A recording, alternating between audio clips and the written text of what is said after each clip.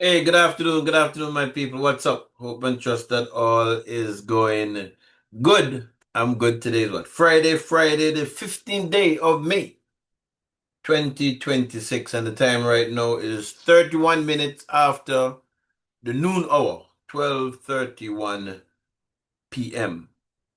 Well, how do I go with this? Well, somebody sent me this program this morning. Um, Person having heard my recordings, they sent me this program. This is a program from Anthony Stewart. I didn't even know he was on radio. Yeah, he does. I'm not sure if it's a nightly thing, Wednesday thing, or what. But after the elections, he did a program, and somebody tell me, Stewart is not into the politics now.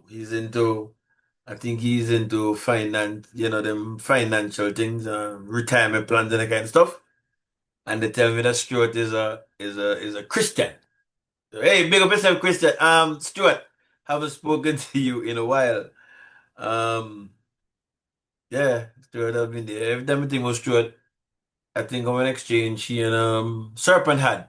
He used to be calling me, Crusader, and that man pulley plug. So when he called me Serpent Dog, Stuart, they pulley plug. Stuart said, "Yeah, boy, look so, cause them here they said them call me, but I'm right here looking at my phone, and my phone now ring." Yeah, so yeah, I always remember Stuart in a fun way. When we went to Variety Radio, Stuart used to call in, and that's when we started to say, Stuart, you never call from behind the bush because the man wants you right now. You have to be careful. Yeah, so we had a good time. We had a good time on the radio. Big up yourself, Stuart. I didn't know you were having a program. I must check next Wednesday to listen in and see what is what. Yeah, well, somebody sent me this program, and I'm going to post it on my Facebook pages and on my YouTube channel because I think it's a good program. The topic was good. I think he was balanced and objective. But one thing struck me when he was doing the program. He made a reference to a letter that was sent to the Governor General by persons in the opposition camp um, asking for the Governor General to revoke Pringle as the political leader, or not political leader, the opposition leader. And I'm not sure if the letter says the name who to replace it by, but I'm gonna read it. So when I heard Stuart made a reference to such a letter, I thought he made an error because I was aware of the letter that was signed with members of parliament in the opposition side, and some caretakers and senators indicating that they would not be supporting Pringle in the contest, the leadership contest that he was having between himself and Lewis. I knew about that letter, so I thought that Stuart had made an error when he said it went to the Governor General. I said no, it went to it would have been to the party. So I called the person who sent the recording to me. And I said to them, Stuart made a mistake and blah, blah, blah, blah, blah. And they said, no, he didn't make a mistake. There was a letter that was sent to the Governor General. I said, you sure about that? The person told me yes. I said, well, if that's the case, so what happened? When he went to the Governor General, what happened? I don't remember hearing anything about that. That was something I never put past some members of the UPP. And I would have said that in video, not yet, earlier, way up, when I said there's no guarantee that even leader Pringle as leader of the opposition, when they go to parliament, that they would write to the Governor General um, in relation to him not being the leader in the house with somebody else. I said that, but I never helped my father. I never knew that. I only learned about that this morning. So, I said to the person, well, if you have the letter, share it with me, and the person did share it with me. And I'm going to read it into the record. I'm going to read it into the record, David at the airport. I'm going to read it for you listeners and viewers. It has four names at the top. Honorable Algernon Watts, Honorable Kelvin Simon, Honorable Anthony Smith, Honorable Richard S. Lewis. The letter is dated the 25th of June, 2024. In the recording when I posted, Stuart didn't remember the exact date, but you were right, Stuart, it was in June 2024. And the letter says, His Excellency Sir Rodney Williams, Governor General of Antigua and Barbuda, the Office of Governor General, Government House, St. John's, Antigua. Dear Sir, we, the undersigned opposition members of Parliament, write to inform you of our support for the Honorable Richard Lewis. Okay, so the name is in there who they want to replace him by. The Honorable Richard Lewis, Member of Parliament for St. John's Rural West, who presently commands majority support in the lower house of Parliament within the grouping of United Progressive Party aligned politicians to serve as leader of the opposition in the Parliament of Antigua and Barbuda. We therefore request of Your Excellency that you implement this change of leader of the opposition with immediate effect, consistent with the Constitution of Antigua and Barbuda, Section 79, subsection 5, which states, if it appears to the Governor General that the leader of the opposition is no longer able to command the support of a majority of the members of the House who do not support the government, or the support of the largest single group of members of the House who do not support the government, he shall remove the leader of the opposition from office. We, the undersigned members of Parliament, represent the majority within the largest opposition bloc in the lower house, which consists of 6 members of Parliament aligned with the United Progressive Party. We thank Your Excellency in advance for your expeditious action on this matter. Respectfully yours, that's the second page, number 1, respectfully yours, and there's space for 4 persons. The Honorable Algernon Watts, MP for St. George, Honorable Kelvin Shugi Simon, MP for St. Mary South, Honorable Anthony Smith, MP for Alsons West, and the Honorable Richard Lewis, MP for St. John's Rural West. No, that's the slot I said that's there. Of those 4 persons, 3 persons signed. Kelvin Simon signed, Anthony Smith signed, and Richard Lewis signed. Serpent did not sign this letter. Let me be clear again so that people know what I'm saying clearly. Serpent did not, the Honorable Algernon Watts, MP for St. George, did not sign this letter. The letter has 3 signatures on there. Kelvin Simon, Anthony Smith, and Richard Lewis. So when the person sent this to me, I said, okay, I never knew about this. So then I said to myself, well, I had a conversation with somebody, this motherfucker, and I said, well, if this letter went to the Governor General, what happened? You know, what happened? What happened? Because something would have had to have happened. Either he accepts it, he rejects it, something. So I went about asking some further questions. For purposes of confidentiality, I will not say who I spoke with unless the person gets in touch with me and tell me I can reveal the what we spoke about. I'm not going to reveal that person's name.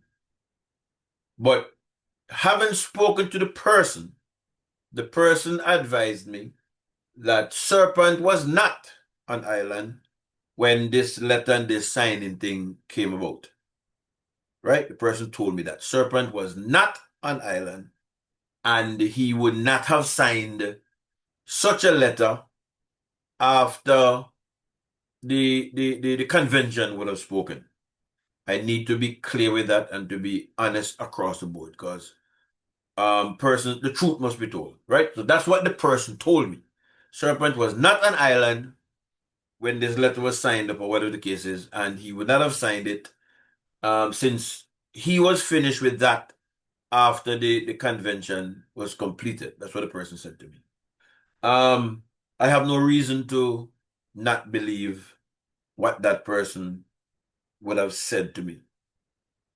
But, I smile when I look at it, I smile when I look at it. No, this was in what day it was? June 2024. Right? June 2024. Now you see how life is and when you talk. Well, let me go back one step back.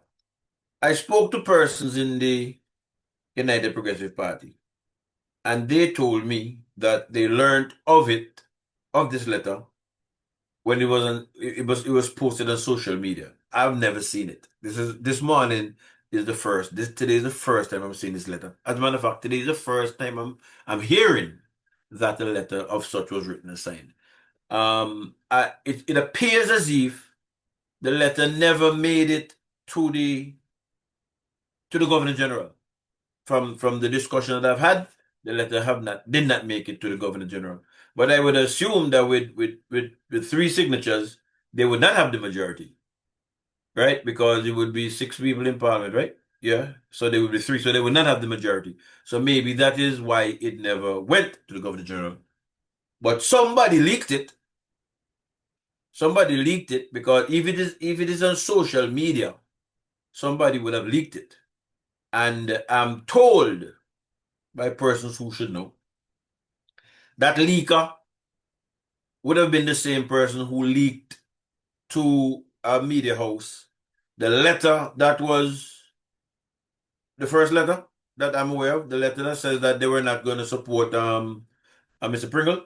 My understanding from the person who I spoke it was that that letter was supposed to have gone straight to Mr. Pringle, and it was leaked to a media house.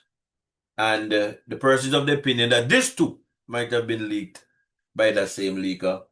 And I'm told that the person is confident that the leaker now is a part of, can't say member of because I don't know if there's a member. They're a member. But the person now is a part of the Antigua Labour Party and would have been instrumental in their campaigning, the last campaign. It's a male. It's not a female. It's a male. I don't want to call the name because you know, how to prove it. Nobody can sue me. But that I was told by the person that they have reasons to believe and believe strongly. That the leaker is the same person who leaked both letters. Be that as it may, you can imagine that these persons who remain, and I'm now referring to Kelvin Simon and Richard Lewis, ran on a UPP ticket. And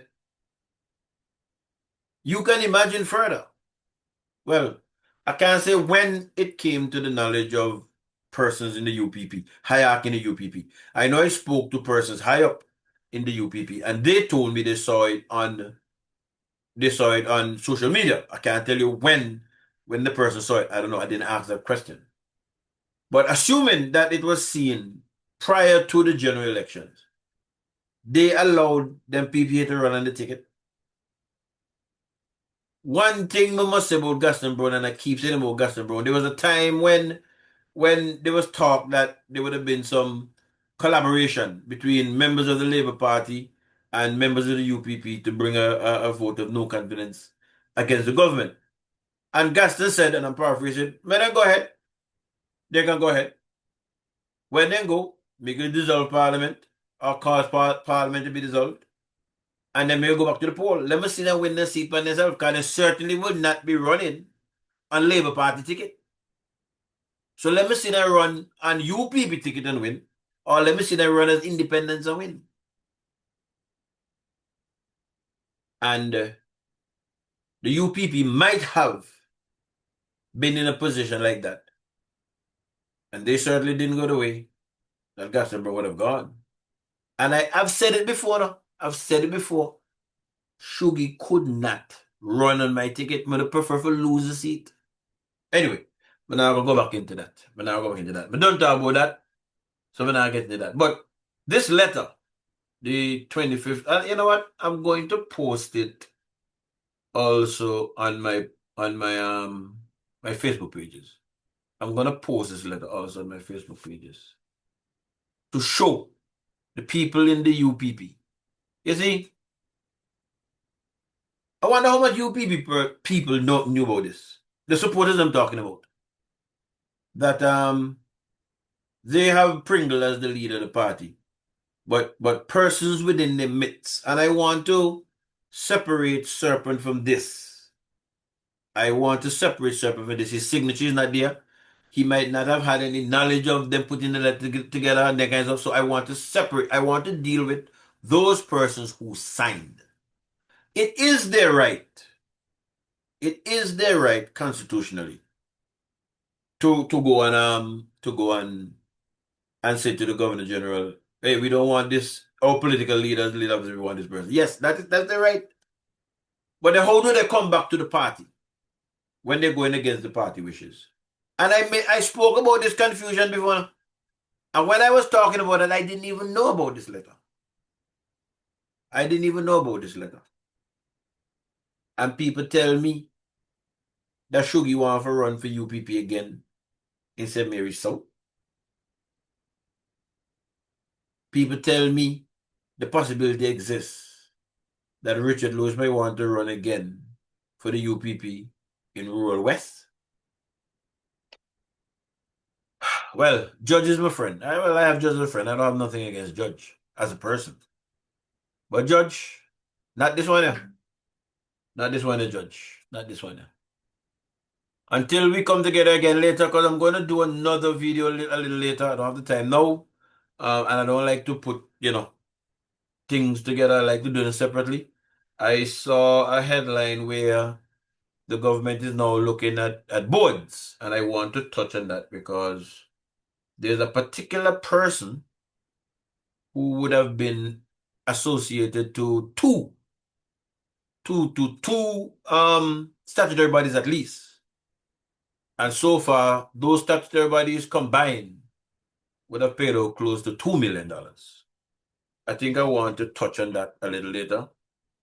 And let me see how brave Gaston Brown is in appointing such a person to another board.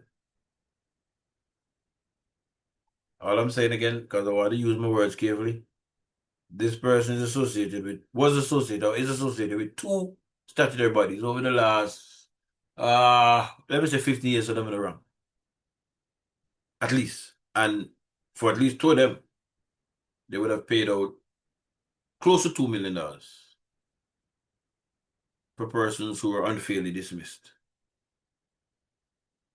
Going to touch on that a little later. Until we come together again, my people, stay safe. Remember, today's Friday. Look out for anybody who might not be too stable on the road. You know what I mean? Look out for them. Take care, my people. Bless up.